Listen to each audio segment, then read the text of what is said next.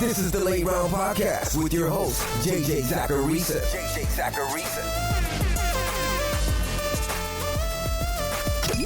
What's up, everyone? It's JJ Zachariason, the editor-in-chief at FanDuel and at NumberFire.com, and this is episode 395 of the Late Round Podcast, one of the many shows that are part of the FanDuel Podcast Network. Thanks for tuning in. Some analysts think that looking at team schedules for fantasy football purposes, that it's a worthless exercise. Does it really matter if at the beginning of the year, in August, does it matter if a quarterback that you like has a tough schedule? Like I say all the time on this show, we're going to be wrong all the time. And predicting which teams will be tough matchups, that can sometimes seem like a meaningless thing to do. There are reasons to examine schedules, though. First off, we should be looking at any sort of edge that we can get in order to build the best fantasy football roster possible. Even if schedule analysis doesn't dramatically move the needle, it's still something to keep in mind. But second, fantasy football is a game about value. The players that you have on your roster, you want them to not only produce fantasy points, but you want them to increase in value. And that's done by looking at how the rest of your league perceives that player. That's a huge reason that I dig into early season schedule analysis every single year. Sure, you want a good start to your fantasy season, but you also want to draft players in August who are going to see an increase in value once the middle of September hits. And you don't want the opposite. Because let's say that you get a wide receiver in round 3 who you feel really good about. But to start the year, that wide receiver has objectively tough matchups on paper. If that player struggles, or if that player plays below expectation, then his value drops. That means you'll have a tougher time trading him, but you also might have a tougher time starting him. Doubt creeps into your mind. Even though tough opponents could hypothetically explain away his bad start to the season, you as a human, you're going to think that other things are at play. To me, it's less about the entire schedule for players because things can change and injuries can happen. I'm more concerned about the start of the year in order to not only get your team going and to have a winning record to kick things off, but to have confidence in the players that you draft. So today, we're going to look at some of those early season schedules, and I'll provide players that you may want to target or avoid based on those schedules. I don't think this type of analysis is everything, but it certainly has helped in the past. Last season, just as an example, this analysis pinpointed Dak Prescott because of his opponents in week 1 through week 3. Now, Dak was an awesome fantasy asset, but he was the QB2, the QB3, and the QB7 over his first 3 games. He averaged almost 28 points per game. It also pinpointed Mark Ingram, who kicked off the season with a 23-point outing. And then on the flip side, the analysis said to avoid Aaron Rodgers and Devontae Freeman. And Darius Geis too, but that doesn't really count. But Rodgers kicked off the year with 3 straight sub-15-point performances, and Devontae Freeman's first 3 games were well below his average too. Last year didn't really have obvious misses, but there will be misses. I'm just saying that analysis like this is about finding a small edge and increasing your probability of getting appreciating assets. Now, before getting to the analysis, I wanted to let you guys know that with Major League Baseball back, FanDuel is celebrating by giving away $10 in site credit to all new and existing users. That's right, FanDuel is crediting all of its users with $10 to use on either daily fantasy or on the FanDuel Sportsbook, no strings attached. And if baseball isn't your thing, you'll have another opportunity to put the funds to use when the NBA returns on July 30th. Log into your account or sign up on FanDuel today to claim your free cash. For more details, visit FanDuel.com or download the FanDuel app today. Eligibility restrictions apply. So I'm going to look at the favorable side first, and then we'll get into players that you may want to think twice about drafting in the second part of this show. The Chargers are one team that you have to like to start the year. The problem is, we don't know what the quarterback situation is really going to look like, and because of that, we've got far less confidence with that offense in general. But the Chargers get Cincinnati to start the year, and then they'll face Kansas City and Carolina. I've said this before on the show, but the Panthers could end up having the worst defensive unit in the NFL this year. And LA is a 3.5-point favorite with a 44.5-point over-under in week 1 against Cincinnati, according to FanDuel Sportsbook. They should be able to score some points. Even though I'm a little bit lower versus the consensus on Austin Eckler this year, it does make me feel a little bit more bullish on him as a second rounder. Last season against Kansas City in 2 games, Eckler combined for 23 targets. I doubt we see that type of volume with a new quarterback and likely a more conservative offense. But he should outplay his 14 attempts. So you've got the negative game script possibility against the Chiefs, which can help him in PPR formats, and that's sandwiched between average to advantageous matchups against the Bengals and the Panthers. I also think this plays into Tyrod Taylor being a potential deep streamer to start the year, and I stress the word deep. But I don't think that he's the go-to streamer to kick off the season. Instead, depending on where his ADP lands, I think that's Cam Newton. You can just draft Cam Newton as your starter too. He doesn't have to be a streamer. You don't have to enter the season thinking streaming with Cam Newton. But New England has the benefit of kicking off their season against Miami as a 7-point favorite. The Dolphins enter the year with one of the worst projected win totals, and they don't have a defensive front that scares me at all against Cam Newton. It's risky, of course, because we haven't seen Cam play in a while. But if Cam is the starter and if he's ready to go, I'd be fine playing him in week 1. And if things go well there, he's still got average enough matchups against Seattle, Vegas, and Kansas City from weeks 2 through week 4. I don't think this means that you should target Sony Michel, though. Miami should be fine for Michel in deeper leagues in week 1, but with everyone healthy, you probably don't need to start Sony Michel. Even though the matchups on paper after that game aren't terrible, you have to fear a negative game script against Seattle and Kansas City.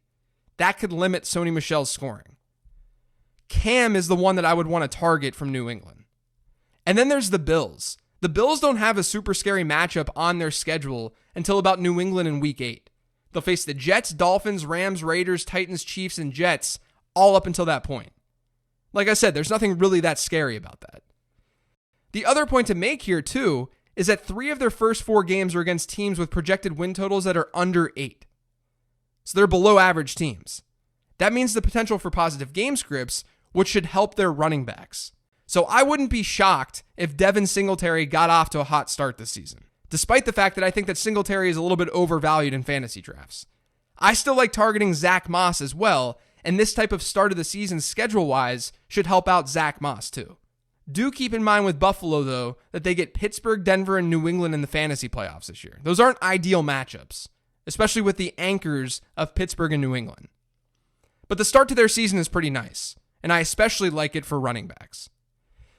Arizona is another team that I'm a little bit intrigued by, for a lot of reasons, but the schedule is one of those reasons. They have a tough week 1 opponent in the 49ers, but the Cardinals played them pretty well last season. In their 2 matchups against San Francisco, they scored 25 and 26 points. The good news is that after San Francisco is Washington, Detroit, Carolina, and then the Jets. Those are 4 teams with projected win totals under 7, according to FanDuel Sportsbook. And they're all matchups where Arizona is going to be projected to score a decent chunk of points. Now, will that change your draft strategy? I guess not really, since Kyler Murray is one of the top quarterbacks, DeAndre Hopkins is one of the top receivers, and Kenyon Drake is a top running back. But I do love the potential for Drake to start the season off hot and give managers who drafted him a little bit more confidence. I would expect Cardinals players to be looking pretty good through week 5 this year. Now, speaking of the 49ers, you have to really like their start too. Like a lot. Week 1, like I said, they get Arizona. A good matchup there. They scored 36 and 28 on them last year. Week 2, they get the Jets, and then the Giants, and then the Eagles, and then the Dolphins, and then the Rams. Not only are all of those beatable defenses, but 4 of those 6 games are against teams projected to have losing records. And those first 3 or 4 matchups are really juicy. Jimmy Garoppolo is a very viable option for quarterback streamers. But I'm also interested in that backfield and the pass catchers there, since the non-George Kittle players can be had for pretty cheap.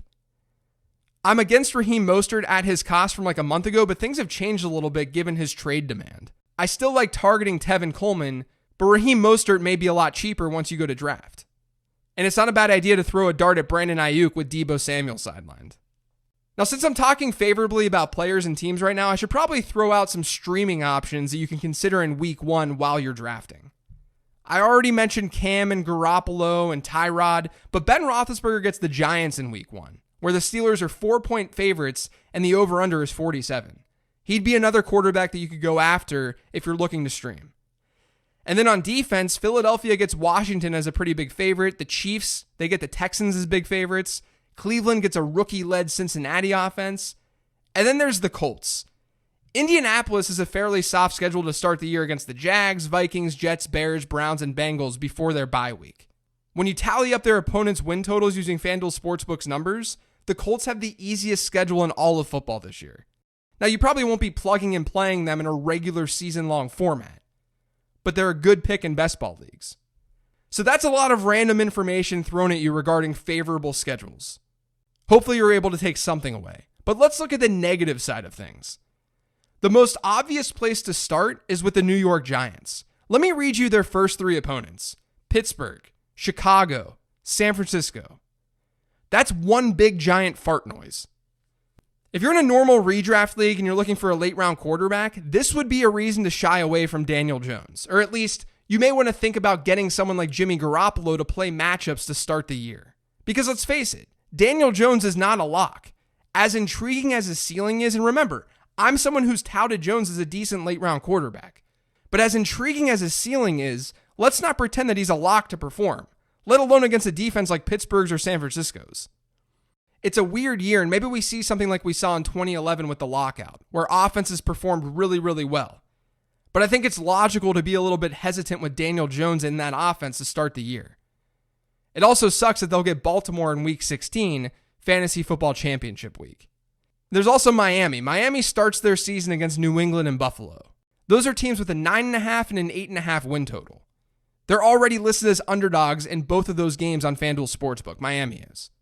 That gives me some fear with someone like Jordan Howard, who's likely not going to be the team's primary receiving back.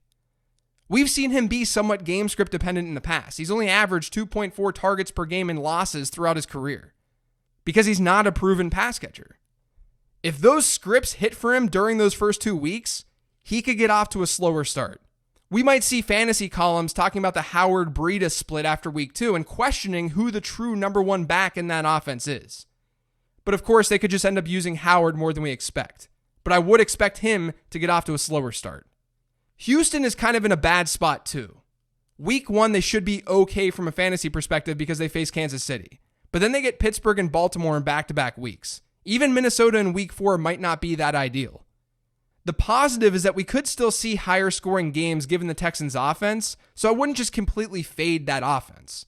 But I'd worry about the big play potential of Will Fuller in those games against Baltimore and Pittsburgh. Last year, Pittsburgh was 3rd best in allowing 15-plus air yard throws to be completed, and Baltimore ranked 10th best. And then the last team and group of players to call out here is the New York Jets.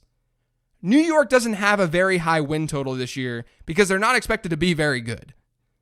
And they kick off their season against 3 teams with win totals north of 8. And over their first 9 games, they won't face a single team with a win total under 7. Meanwhile, 7 of those 9 games are against teams with a win total of 8 or better. They have a tough schedule to start the year. This may not benefit Le'Veon Bell very much.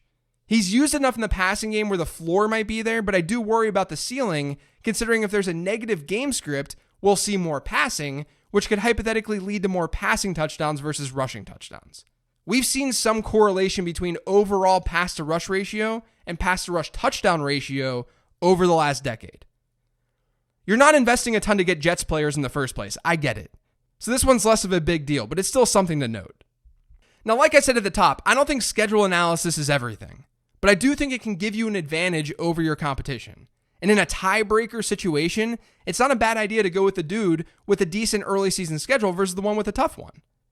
Because you want your players to gain value, and you want to feel confident when you plug someone into your lineup each week. Now that's going to do it for today's show. Thanks to all of you for listening. If you've yet to subscribe to the Late Round Podcast, make sure you are by searching for it pretty much anywhere podcasts can be found. And don't forget to follow me on Twitter @LateRoundQB. Thanks everyone. I'll talk to you later in the week.